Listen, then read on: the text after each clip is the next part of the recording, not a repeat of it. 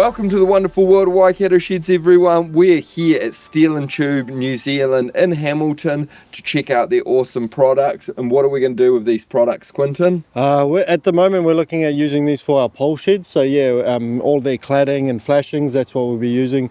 So yeah, we're going to get inside, meet the team, and then yeah, check out, get a tour going. Sweet. So we're going to see what they do with beautiful New Zealand made steel made up in Glenbrook, brought down here, and then they're turning into some of their beautiful profiles, flashings and all that good stuff. Yeah. So let's get in there, meet the team. Yeah, sounds good. All right, we're inside with the team. G'day, how are you?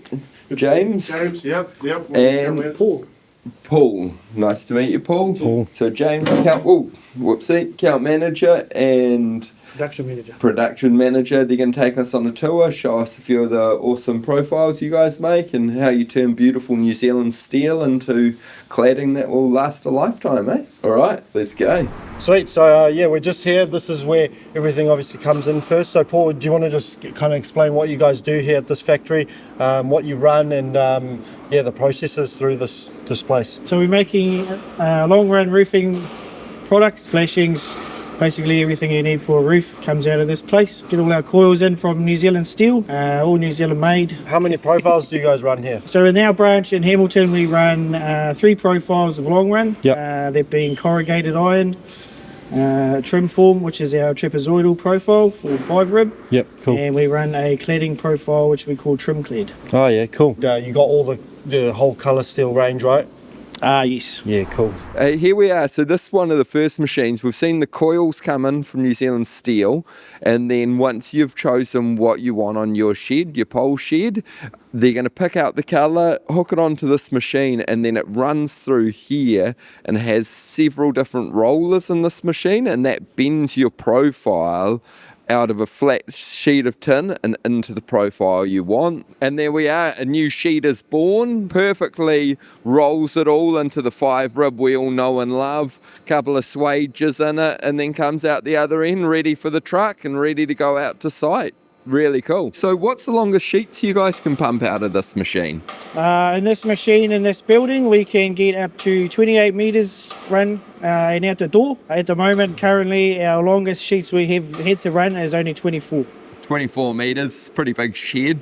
So that obviously can take care of everything you guys need. And you guys have your own trucks running all the time delivering stuff, or how does that work? Yeah, we got 2 trucks that live here. They deliver all of our stuff, keep them pretty busy, cover a wide range of the country, and if we need longer trucks we will get those in. Yeah, awesome. Now we're over at trim clad. So this isn't as common a profile that we use, but what we do like to use it on is all the undersides of your overhangs. Looks really nice on there, nice small lines. Yeah, really good looking cladding. So it's going to be cool just to see this run through the machine and come out. So they've got 3 different machines set up for their 3 types of cladding they do, so that means they can be really fast and effective in getting your cladding out to site. Here we are, I've spotted it, my mum's family name, Hayes. These are New Zealand made machines up to about 50 years old, made down in Rotorua, and absolutely just fantastic machines. Get them serviced and they're going to run a lifetime. So shout out to my grandma, old Grandma Hayes, you beauty. Sweet, so we're here just looking at where the flashings get slit, and then obviously they'll get taken from here over to the folder. So yeah, Paul, how does this one work? So basically this machine here, he's cutting everything to length and width, then it gets transferred down to our folder and folded to the orders. And so does he do the girth and the length in this one machine? Yes, everything is cut to girth and length here. We've seen all the coil get turned into beautiful corrugated iron, T-rib, all the rest of it, and now we're over at the flashing machine. So once you've built your shed, you're going to order all your flashings, we're going to send them through to these legends and they're going to make them up. So it's all a computerized machine. They're going to put the drawings, we've sent them into it with all the measurements, and then they're going to slip the tin in. That'll help adjust it with the computer and then fold it all up, eh? Yep. So this machine here is a 2-man operation. SWI machine, comes from Australia. How long's the longest length you guys can fold up in a flashing? Generally, so our folder length is 8 meters. Yep. Generally, that's the longest we will make. However, not too many flashings at 8 meters because they become harder to handle. Yeah, very hard to handle. 6 meters is about the longest we'd ever suggest going because they do just get too hard to handle. The more folds in them, the stronger they are to handle, so that's something to consider. And then obviously, so you guys can run any colour in the colour steel range, and same with the soft edge. Do you guys have all the soft edge in the same colours, or is there a limit to that? Yeah, so all of our soft edge comes in all the same standard colour steel colours. Yep. Our attachment is on the folder at the moment. About to apply some flash guard. Excellent. So obviously this folding up all your barges, roller doors, all those sorts of flashings, but you have a separate machine to do your ridge caps.